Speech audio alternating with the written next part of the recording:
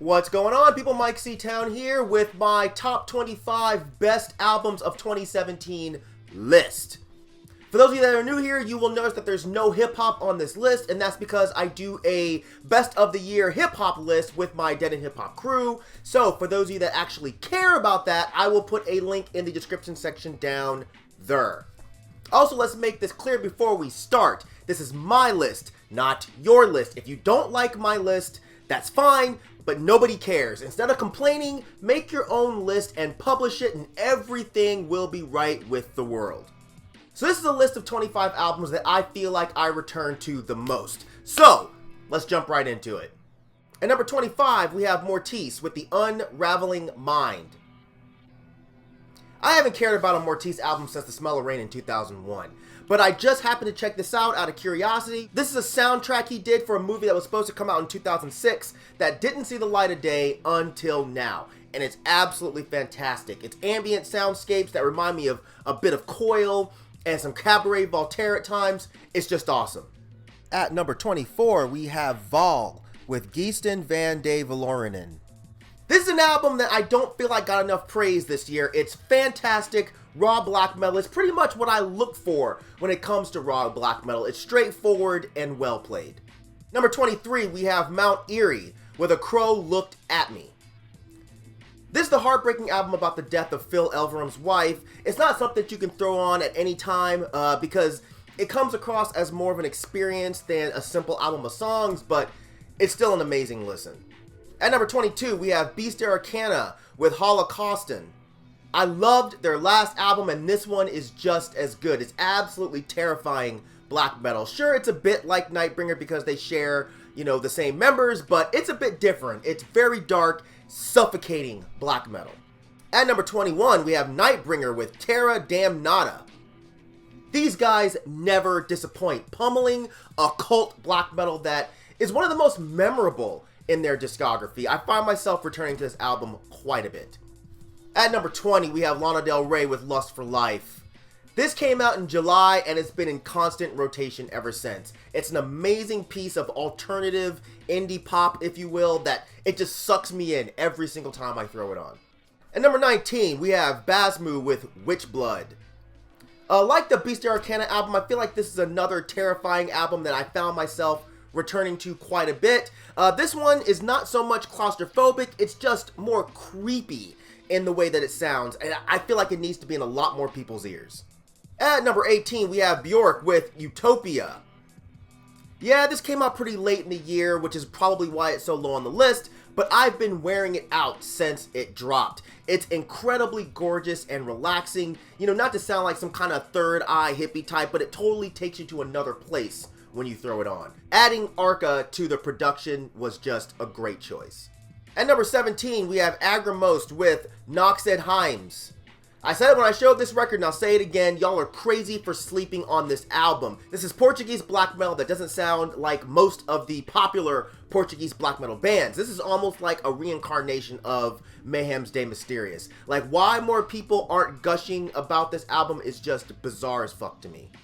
At number 16, we have Katy Perry with Witness.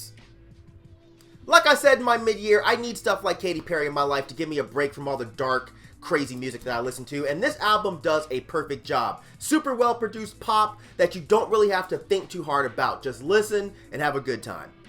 At number 15, we have Full of Hell with Trumpeting Ecstasy.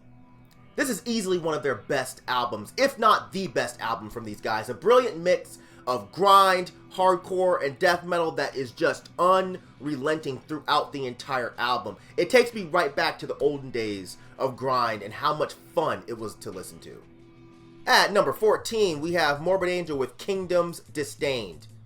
This shocked the hell out of me, man. After that last turd of a record they dropped, I can't believe they came back with such a fantastic release. Just really, really well played death metal. Heavy, brutal, and nasty.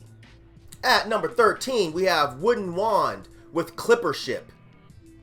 I'll never understand why more people aren't gushing over James Jackson Toth stuff the way they do over like Father John Misty and Bon Iver. Nothing against them, but this is brilliant alt folk that has so much heart, and it's so ethereal and dreamlike that I keep returning to it when I need something that's calm and meditative. At number 12, we have Algiers with The Underside of Power. I really enjoyed their last album, and this one picks up right where it left off without repeating anything. It's glorious post-punk with a goth as well as a gospel influence that's just undeniable. At number 11, we have Hoops with Routines. This is great psychedelic shoegazy pop. Again, just another album that gives me a lot of posy vibes when I listen to it. It's just so damn fun that you can't help but bob your head and smile when you put it on. At number 10, we have Father Befouled with Desolate Gods.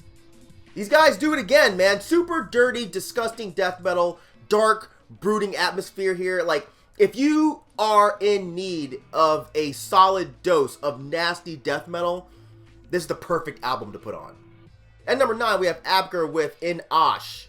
Another album that I'm surprised no one's talking about. Great German black metal that sounds so hateful and misanthropic and gross. Great riffs, great production, like it easily draws me back in regularly. Number 8, we have The National with Sleep Well Beast.